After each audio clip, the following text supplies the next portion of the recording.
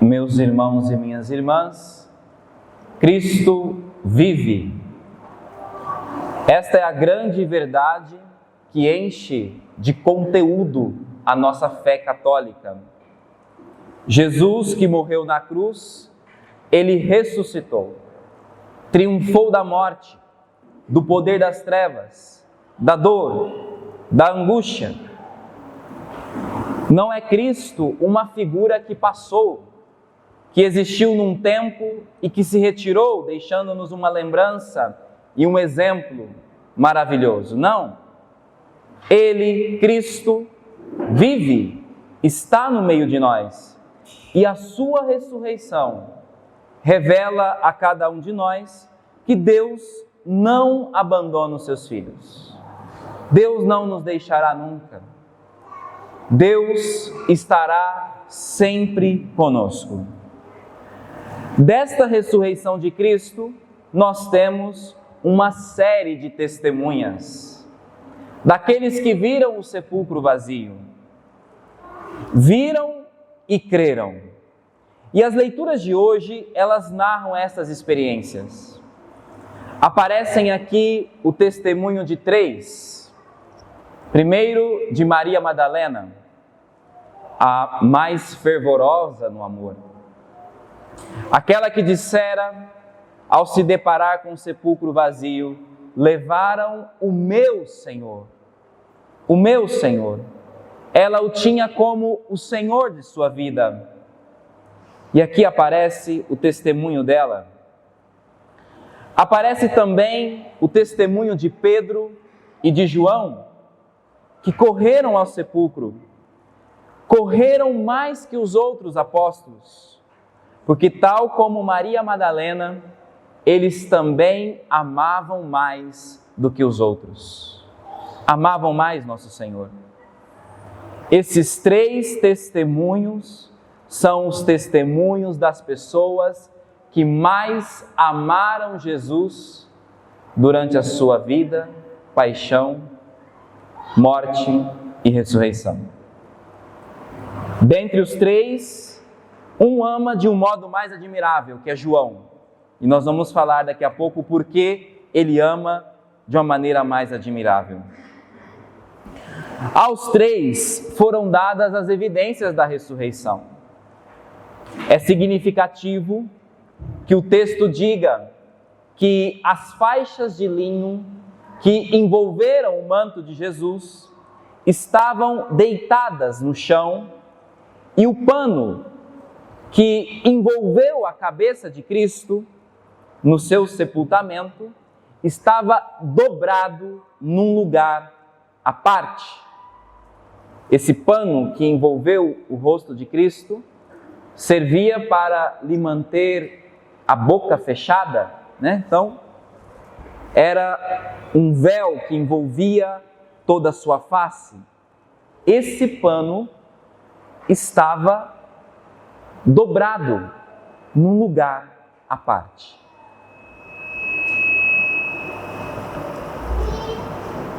Esses panos dobrados dessa maneira indicam que Jesus ressuscitou. E por que são sinais da ressurreição?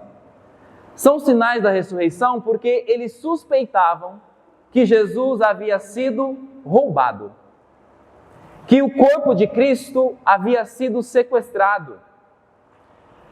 Então, aqueles que comentam o Evangelho olham para esses panos dobrados e se colocam a questão: veja, se fosse um ladrão que tivesse levado o corpo de Cristo, vocês acham que ele teria o zelo, o cuidado de tirar o corpo de Cristo, dobrar os panos direitinho e deixar ali no sepulcro tudo direitinho?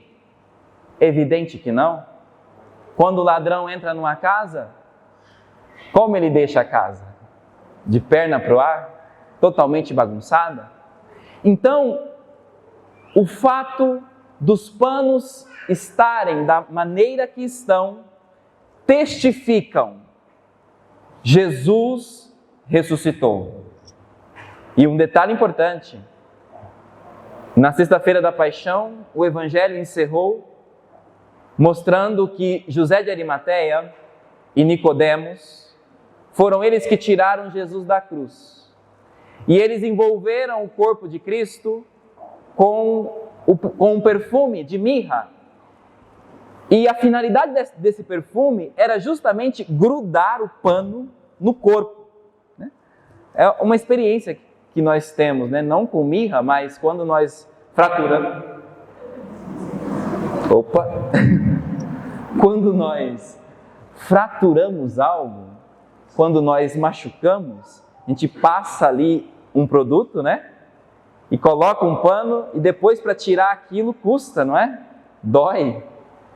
Vejam, é mais uma evidência de que verdadeiramente Jesus ressuscitou. Porque imagina, o ladrão ia ficar ali cuidando, né? Para tirar aquele pano? Evidente que não. Ele não seria louco de dedicar tanto tempo a um trabalho como este. Mas vejam, quando Pedro entra no sepulcro e vê esta cena, ele não acreditou de imediato. Ele não acreditou. Foram necessárias algumas aparições para Pedro, para que ele pudesse de fato aderir àquele mistério da ressurreição. Mas esses encontros que Pedro teve com Jesus ressuscitado foram tão impactantes que fez dele uma testemunha fiel da ressurreição. É o que nós vemos na primeira leitura de hoje. Pedro, ele está na casa de um pagão, Cornélio, e ele está ali testemunhando a ressurreição de Cristo. Mas notem, irmãos e irmãs, nessa primeira leitura, Pedro está anunciando Cristo não como um pregador. Ele está anunciando Cristo não como alguém que ouviu falar de Cristo. Ele está falando de Cristo como alguém que testemunhou que Cristo está vivo. Ele viu, ele tocou, ele ouviu a sua voz. E essa ideia do testemunho, ela é tão forte, tão acentuada nesse texto, que aparecem aqui essa palavra 4 vezes. Prestem atenção ao que eu vou dizer aqui agora. Nós podemos saber muitas coisas de Jesus. Nós podemos conhecer muitas coisas dele, conhecer o Evangelho, os fatos da vida dele, mas não basta conhecer. É preciso tocar em Cristo. É preciso fazer a experiência de Jesus ressuscitado. Ele está vivo, irmãos e irmãs, e muitos de nós nos relacionamos com ele como se ele estivesse sepultado. Jesus não faz parte da vida de muitos cristãos. Vejam que absurdo isso, mas é isso. Jesus continua sendo um personagem na vida de muitos. Isso não se dá na vida de Pedro. Ele realmente acreditou.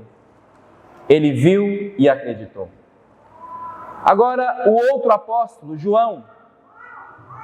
João diz o Evangelho que ele entrando no sepulcro, vendo aqueles sinais, ele viu os sinais e imediatamente acreditou. Acreditou sem compreender. Isso é fé. Acreditar sem entender. Aquelas evidências que apareciam ali não era suficiente para dizer que Jesus ressuscitou. Era um fato extraordinário. Ninguém tinha tido uma experiência como essa.